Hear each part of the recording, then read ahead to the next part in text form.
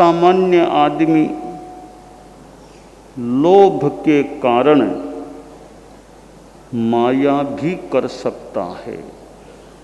लोभ के कारण वह झूठ बोल जाता है और लोभ के कारण हत्या, हिंसा जैसा अपराध भी वह कर लेता है।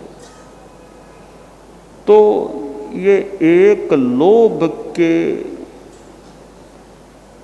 आसपास टिकने वाले अनेक दोष होते हैं। यानी लोभ मानो जनक है, पाप का बाप है। तो ये आदमी कामनाएं पाल लेता है, कामना वो चाहिए वो चाहिए, फिर कामनाओं के जाल में फंस जाता है और फिर कामनाओं की पूर्ति के लिए वह अनेक प्रकार के पाप आचरण करने में उद्यत और संलग्न हो सकता है। जो व्यक्ति लोभ को छोड़ दे, अलोभ बन जाए, वह कितना निष्पाप पापों से मुक्त बन जाता है। अब प्रश्न है, इस लोभ पर विजय कैसे प्राप्त करें? लोभ को कैसे कमजोर करें? शास्त्र में कहा गया है, लोभम संतोषो जिणे, कि लोभ को संतोष से जीते। लोभम अलोभेण दुगुंच, अलोभ से लोभ को जीते। प्रतिपक्ष भावना तह, किसी वृत्ति को जीतना है तो उसके विरोधी भावना को करो, प्रतिपक्ष भावना का अभ्यास करो। जैसे गुस्से को जीतने के लिए क्षमा उपशम की भावना करो, अहंकार को जीतने के लिए मार्दव की साधना करो और माया को जीतने के लिए ऋजुता, सरलता, आर्जव की अनुप्रेक्षा अभ्यास करो और लोभ को जीतने के लिए अलोभ और संतोष की साधना करो।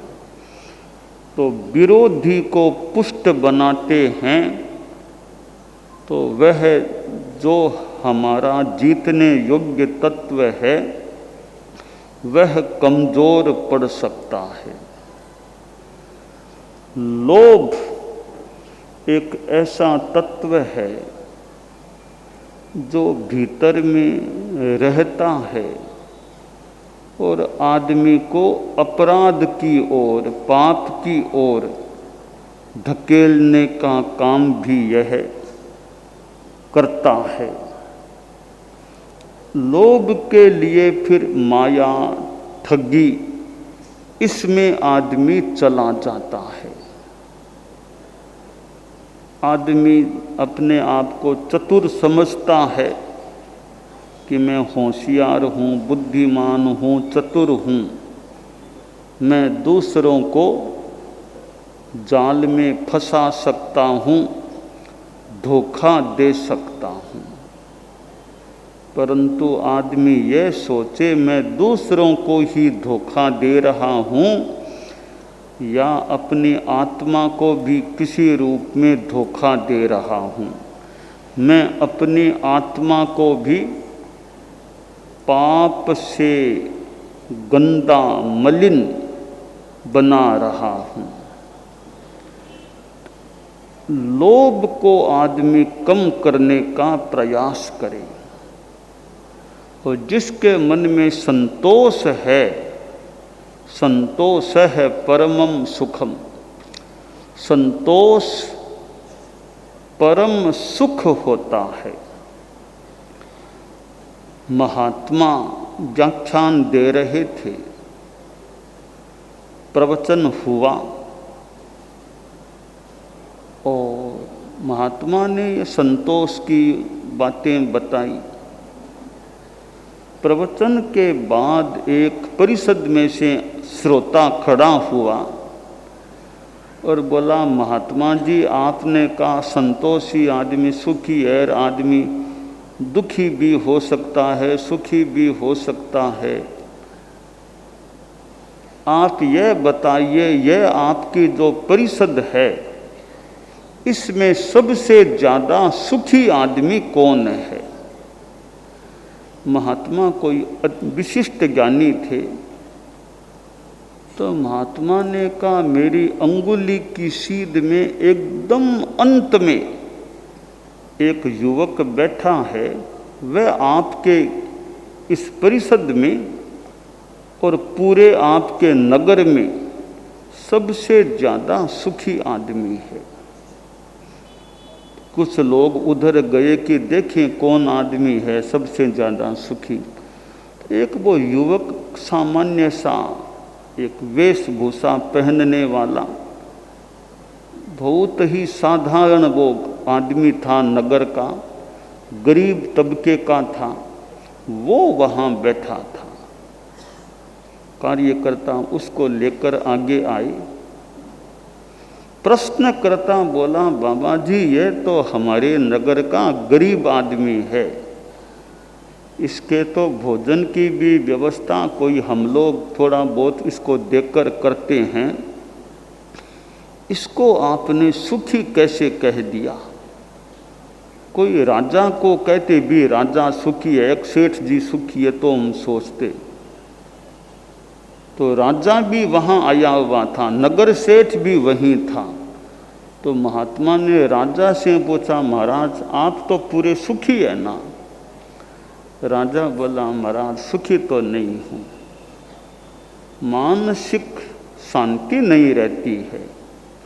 हालांकि भौतिक साधन सामग्री की कमी नहीं है, तो टेंशन, तनाव, चिंता, मानसिक अशांति, नींद भी ठीक नहीं आती, तो सुखी तो मैं नहीं हूँ।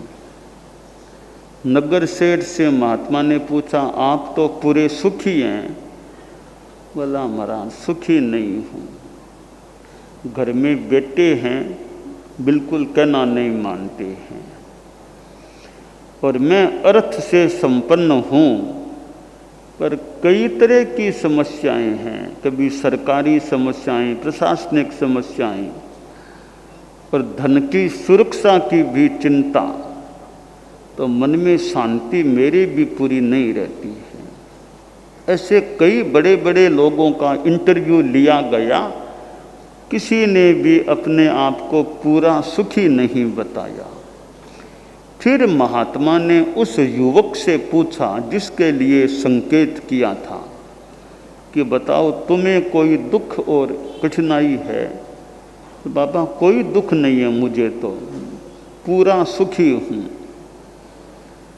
खाने को जैसा मिलता है खा लेता हूँ, सो जाता हूँ, कोई चिंता नहीं, कोई दुख नहीं, आराम से रहता हूँ, होता है उतना भगवान का नाम लेता रहता हूँ। तो महात्मा ने कहा, देखो राजा भी सुखी नहीं, नगर सेठ भी सुखी नहीं, और भी कई बड़े बड़े लोग सुखी नहीं, यह युवक कह रहा है मैं पूरा सुखी हूँ। तो इसका मतलब है जो सुख और भीतर की शांति है, आगम में कहा गया, जे निर्जन्य से सुहे, निर्जरा होने से जो मिलता है वह सुख है। तो पदार्थ सुविधा दे सकता है, पर शांति, आंतरिक स्थायी शांति देना पदार्थ के वश की बात नहीं। पदार्थ हैं, आप लोग, आप में से कोई धनाढ्य हो, अच्छे सुविधा के साधन हो सकते हैं, घर में एसी है, ऑफिस में एसी है, और भी खूब अच्छे साधन हैं, खाने पीने की कोई कमी नहीं है, अच्छे कपड़े, अच्छा मकान, ये साधन संसाधन आपको सुविधा दे सकते हैं, पर भीतर की शांति देना इनका कार्य नहीं। सुविधा संसाधनों से मिल सकती है और शांति साधना से मिलती है। एक साधु है, अब वो युवक था तो कपड़े भी बढ़िया नहीं थे, भोजन की भी बढ़िया व्यवस्था नहीं खुद के पैसों से, फिर भी सुखी था।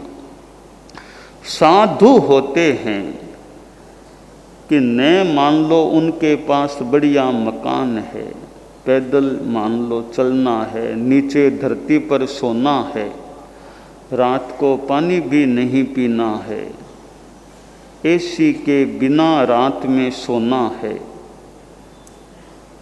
तो गर्मी भी है और रात को मान लो पंखा भी नहीं चलता है, फिर भी अगर सुखी हैं, शांति में हैं, और आप लोग जो धनाढ्य हैं वे भी अगर शांति में नहीं हैं, तो इसका मतलब है कि शांति का संबंध सुविधाओं से नहीं साधना से होता है। एक त्यागी साधु, आत्म रमण करने वाला साधु, वह जितना भीतर की शांति में रह सकता है, वह शांति एक भोगों में रहने वाले, पदार्थों की दुनिया में आसक्त रहने वाले, सुख सुविधा में रचा पचा रहने वाला आदमी संभवतः उस शांति को प्राप्त नहीं कर सकता। तो त्याग है वहाँ शांति है, समता है वहाँ शांति है, आकांक्षा नहीं है, निष्कांक्षता है, वहाँ शांति होती है। तो यह साधना का मार्ग, अध्यात्म का मार्ग, अहिंसा का मार्ग, संयम का मार्ग, तपस्या का मार्ग, यह सारा शांति का मार्ग है। सम्यक दर्शन ज्ञान चारित्राणि मोक्ष मार्ग है। सम्यक दर्शन, सम्यक ज्ञान और सम्यक चारित्र यह मोक्ष का मार्ग है। तो वह मोक्ष तो खैर ऊपर वाला बहुत ही बड़ी बात है। दुखों से मोक्ष का, अशांति से मोक्ष का भी यह मार्ग है कि सम्यक दर्शन, सम्यक ज्ञान, सम्यक चारित्र है। तो यह साधना, अध्यात्म की आराधना, यह शांति का, सुख का मार्ग है, परम सुख का मार्ग है। चतुर्मास का समय है, आश्विन मास चल रहा है, श्रावण बीता, भाद्रव बीता, चतुर्मास का आधा हिस्सा बीत गया। अब अगला आधा हिस्सा उत्तरार्ध चल रहा है।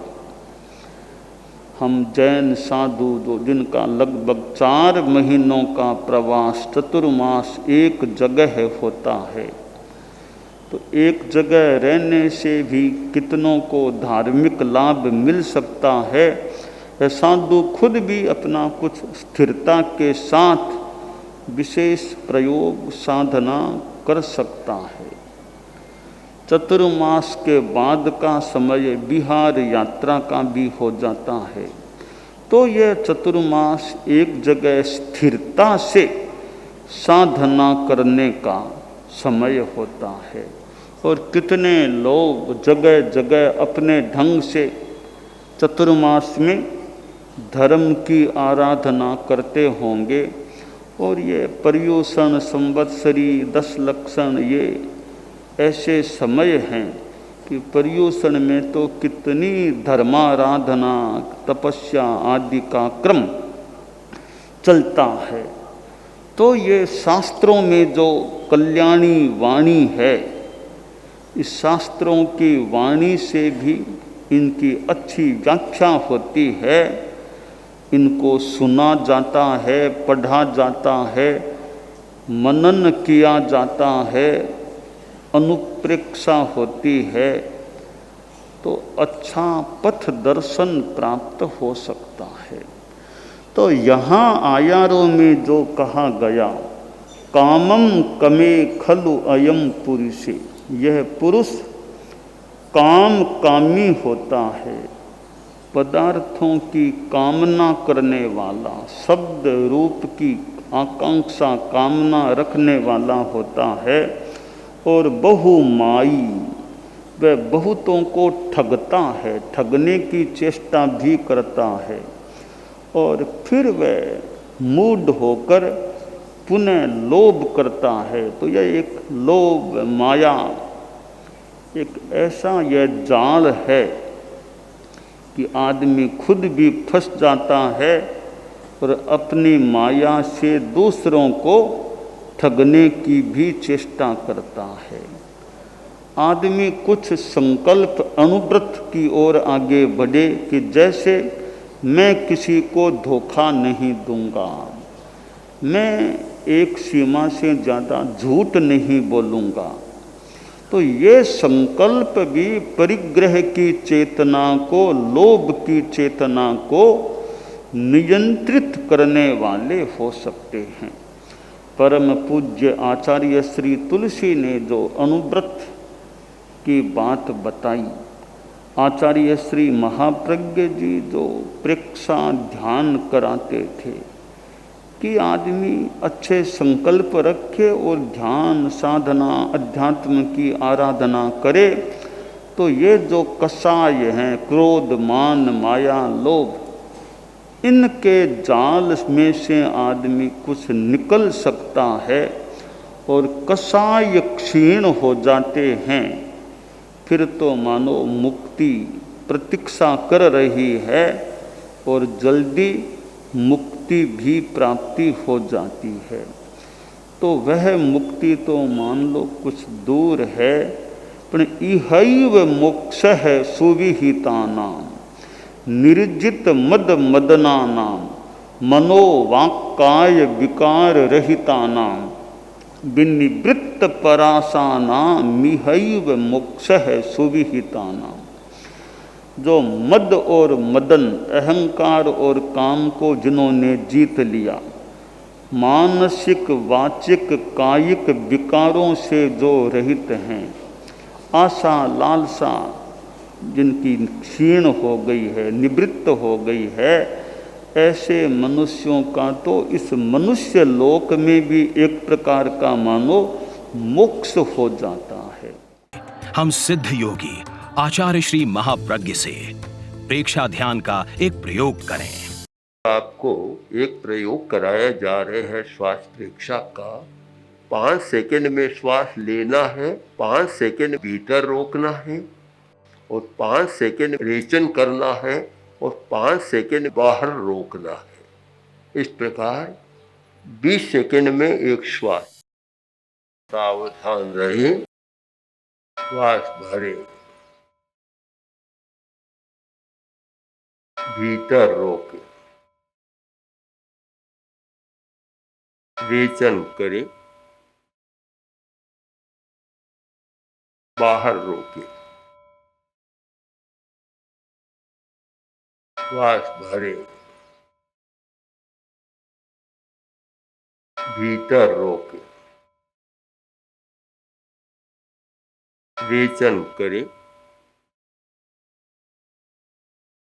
बाहर रोके, श्वास भरे, भीतर रोके, रेचन करे, बाहर रोके, श्वास भरे,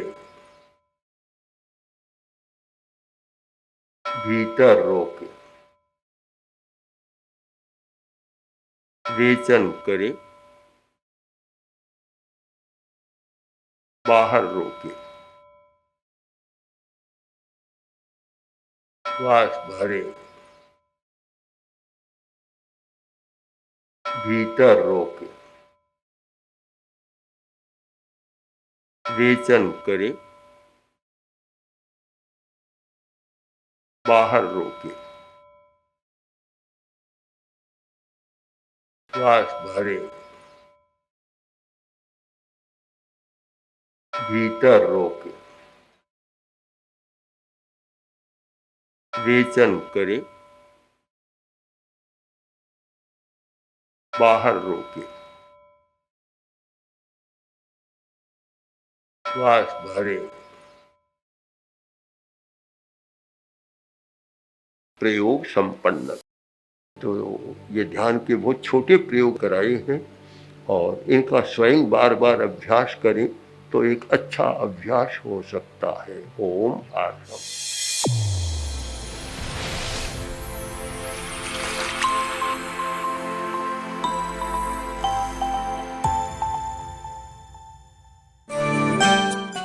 एकाग्रता, तन्मयता, अपने आप को मंगलमय अनुभव करते हुए नमो अरहंताणम, नमो सिद्धाणम, नमो आयरियाणम, नमो उवज्झायाणम, नमो लोए सब्बसाहूणम, एसो पंचणमुक्कारो सब्ब पावपणासनो, मंगलाणं च सब्बेसिं पढ़मं हवइ मंगलम। चत्तारि मंगलम, अरहंता मंगलम, सिद्धा मंगलम, साहू मंगलम, केवलिपन्नत्तो धम्मो मंगलम। चत्तारि लोगुत्तमा, अरहंता लोगुत्तमा, सिद्धा लोगुत्तमा, साहू लोगुत्तमा, केवलिपन्नत्तो धम्मो लोगुत्तमो। चत्तारि शरणं पवज्जामि, अरहन्ते शरणं पवज्जामि, सिद्धे शरणं पवज्जामि, साहू शरणं पवज्जामि, केवलिपन्नत्तं धम्मं शरणं पवज्जामि। धम्मो मंगलमुक्किट्ठम्, अहिंसा संजमो तवो, देवावितं नमंसन्ति जस्य धम्मे सयामणो। च इत्ता भारहं वासं चक्रवट्टी महिद्धिओ, सन्ति सन्ति करे लोए पत्तो गइमणुत्तरम्। देव दानव गंधर्वा जख रक्षस किन्नरा, बंभयारिं नमंसन्ति दुक्करं जे करन्ति तम्। मंगलं भगवान् वीरो, मंगलं गौतमो गणी, मंगलं स्थूलभद्राद्यः जैन धर्मोस्तु मंगलम। मंगलम मतिमान भिक्षुः, मंगलम भारमल्लकः, मंगलम रायचंद्राद्या, मंगलम तुलसी गुरुः, महाप्रज्ञोस्तु मंगलम। तेरा पंथोस्तु मंगलम। विघ्न हरण मंगल करण, स्वामी भिक्षुनो नाम। गुण ओळख समरण किया, सर अचिंत्या काम। विघ्न हरण मंगल करण, स्वामी भिक्षुनो नाम। गुण ओळख समरण किया, सर अचिंत्या काम। विघ्न हरण मंगल करण, स्वामी भिक्षुनो नाम। गुण ओळख समरण किया, सर अचिंत्या काम, सर अचिंत्या काम, सर अचिंत्या काम। एक दिवसीय त्याग आज के लिए धारणानुसार त्याग है।